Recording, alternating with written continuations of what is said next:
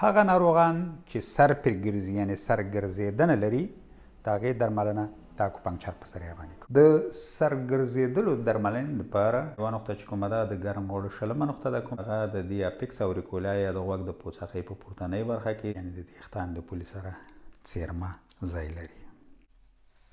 بله نقطه چې کومه ده انسیسورا انتراتراجیکا او د کونډیلاریس منډیبولا شاته چې دی ځای لري چې هغه دا نقطه ده.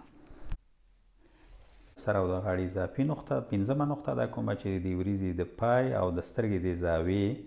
په منځ کې یو ګوتې په پلنوالي شاته چې کوم دی ځای لري.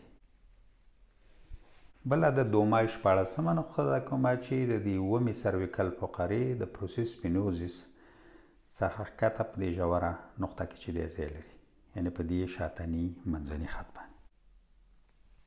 تریخي 20مه نقطه ده کومه چې د دې دواړو یعنې سترنوکلایډوماستویډوس او تراپیزیوس عضلې په منځ کې د اوکسیپیټل ښکتنۍ برخه کې دلته او په دې دواړو خواو ته چې دی ځای لري. د غټ کولمو 4مه نقطه ده کومه چې د دې میتاکارپال هډوکي په منځ او د ابډکټور عضله کې چې دی ځای لري یعنې دواړو خواو ته یې کولی شي په دواړو لاسونو کې د غټو کولمو 4مه نقطه چې دی ستنه کې.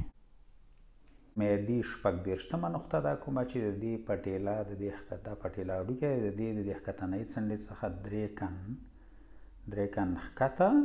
او د دې ټیبیا د هډوکي د څنډې څخه یو کن لټرال یا بهر چې دی ځای لري. بله د ځیګر 3مه نقطه ده کومه چې د لومړني میتاترسال او د دوم میتاترسال هډوکي په پروکزیمال یعنې نږدې زاویه کې چې دی ځای لري چې هغه دا نقطه ده. د ځیګر 2مه نقطه ده کومه چې د دې دواړو هډوکو یعنې د دې لومړي میتاترسال او د دوهم میتاترسال هډوکي په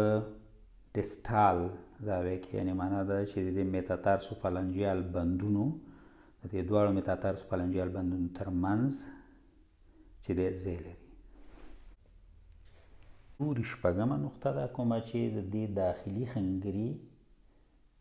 څخه 3 کن پورته د دې ټیبیا د هډوکي شاته چې دی ځای لري. په افغانستان کې د دې درملنې د دود او د ټولو ناروغانو د روغتیا پایله